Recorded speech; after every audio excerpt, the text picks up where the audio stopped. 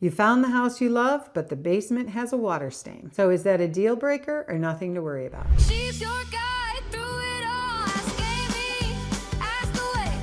Real estate made easy every day. Ask Amy, here to say the home of your dreams is just a chat away.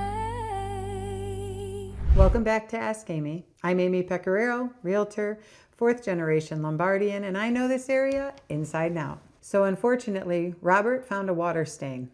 Let's hear more about it. Amy, Robert from Glen Ellyn. We found a great house in Lombard, but the basement has a little water stain, and I'm paranoid after hearing stories from neighbors. How common are water and radon issues in DuPage County? Should we automatically get a radon test and a separate sewer inspection, or is that overkill? Nope, that's definitely not overkill. I would suggest all of them. So obviously you're probably going to have a home inspection. What I would suggest is have the inspector look at it. They can test it for moisture just to see, is this an issue? We will definitely question the seller and ask, where did this come from? When did it happen? Has it been fixed? That type of thing. My recommendation always is, if you have a problem with a specific item, get a professional out. So my suggestion would be, if there's evidence of water, we deal with, like, where is it coming from if there is water coming in, and how can it be fixed, and then how much is it going to cost? Because that's what's going to determine whether you want to go forward or not. DuPage Waterproofing, or one of the companies like it, Permaseal, they'll come out and do a quote and give you an idea of what it would cost to make sure that that house is waterproof. We always want to address water issues. Water is very damaging to a house. Any water is damaging, whether it's coming through a roof, whether it's coming through a pipe, whether it's coming through the basement, it doesn't matter. It's going to destroy the house. So we always want to take action. If there's water or evidence of water, we want to do whatever we need to do to make sure that that water's fixed, it's not coming in anymore, and then whatever damage it did, we fix that so we don't have mold issues. Water issues are very common in DuPage County. We have basements. We live in the Midwest and we have a lot of snow, we have a lot of rain. Water does damage real estate. When we walk through a house, we're always looking for evidence of any type of thing, destruction. But water definitely. Why? Because it is so destructive. In the basement, we're going to look to see, are there any watermarks on the walls? Was the basement freshly painted? Because sometimes people try to hide stuff like that. And not necessarily hide it in a way that they're being deceitful or hiding something from you, but it does look bad. So sometimes sellers will paint the basement just because there's an old watermark from 15 years ago that they didn't care about, but now it's time to sell it and they don't want that to cause anxiety for the buyer when it's not a problem. If a seller says that there's a potential problem, any of my sellers, it's on the disclosure. If there's a water problem, we're going to disclose it. Does everybody do that?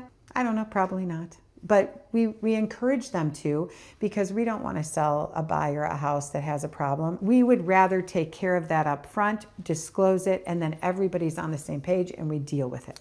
If a house has water stains or evidence of water, I would not say not to buy it, but I would say let's do our research. Let's find out where it's coming from and how it's going to be fixed and how much it's going to cost to be fixed. And then we determine, is that something that you want to take on? Every area is going to be very similar in our area. It's just, if you're in a floodplain, you're definitely going to have a higher risk of water, and you're going to pay a lot of money for a flood insurance if you're in a floodplain. If you have a mortgage, it's going to be required. If you pay cash, you're not going to be required. So you need to be careful when you're paying cash for a property that you don't buy a house in a floodplain, because you're on the hook for that unless you get flood insurance. Water's terrible. I'm going to be honest. I can't even tell you how much I don't like water. I grew up in a house that flooded when I was a kid, and we used to take water and it was horrible, absolutely horrible. So that's one thing I would never want one of my clients, buyer, seller, doesn't matter.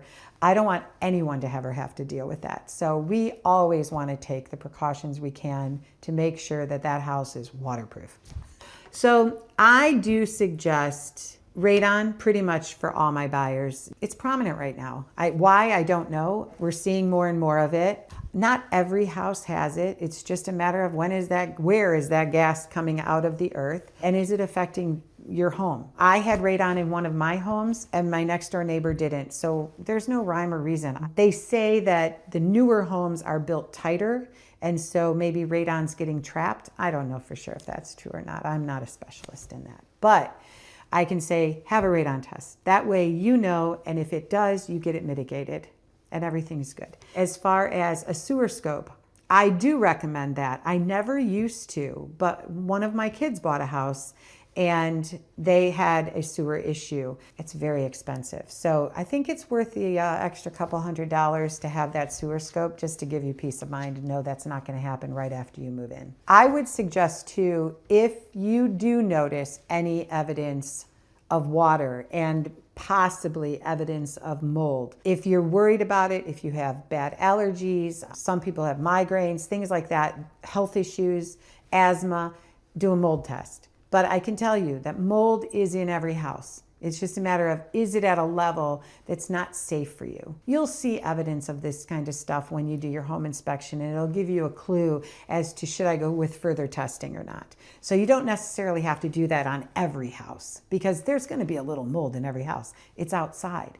But is it at a dangerous level for one of the chronic illnesses you may have? That we need to be cautious of that. Robert, thanks so much for your question and keep all of this in consideration. If you have any questions, go to call.show/askamy or leave it in the comments below.